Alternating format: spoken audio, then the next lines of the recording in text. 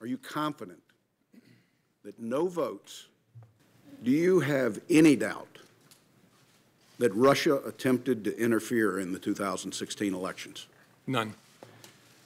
Do you have any doubt that the Russian government was behind the intrusions in the DNC and the DCCC systems and the subsequent leaks of that information? No, no doubt. General Flynn had an unreported contact with the Russians, which is an offense. And if press accounts are right, there might have been discrepancies between facts and his FBI testimony. In your estimation, was General Flynn at that time in serious legal jeopardy?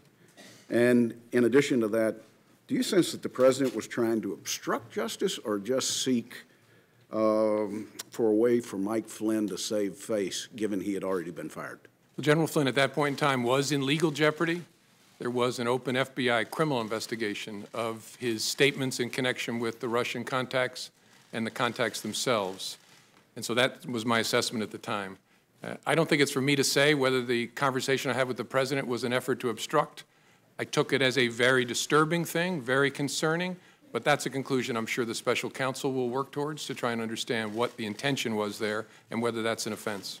Director Comey, you have been criticized publicly for the decision to present your findings on the email investigation directly to the American people. Have you learned anything since that time that would have changed what you said or how you chose to inform the American people? Honestly, no. I mean, it caused a whole lot of personal pain for me, but as I look back, given what I knew at the time and even what I've learned since, I think it was the best way to try and protect the justice institution, including the FBI. The decision to publicly go out with your results on the email, was your decision influenced by the Attorney General's tarmac meeting with the former President Bill Clinton?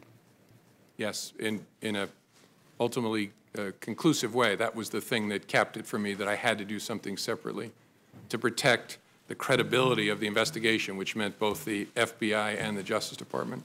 To you, because I think we've mutually built trust. At one point, the Attorney General had directed me not to call it an investigation, but instead to call it a matter, which confused me and concerned me. But that was one of the bricks in the load that led me to conclude I have to step away from the department if we're to close this case credibly.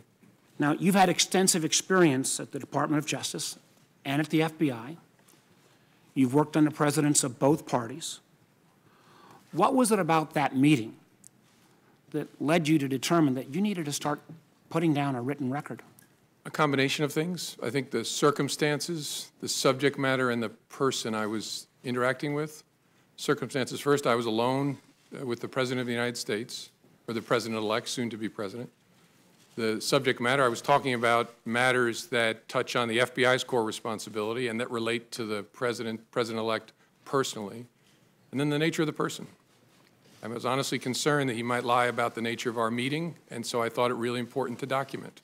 That combination of things I'd never experienced before, but it led me to believe I got to write it down, and I got to write it down in a very detailed way. I think that's a very important statement you just made.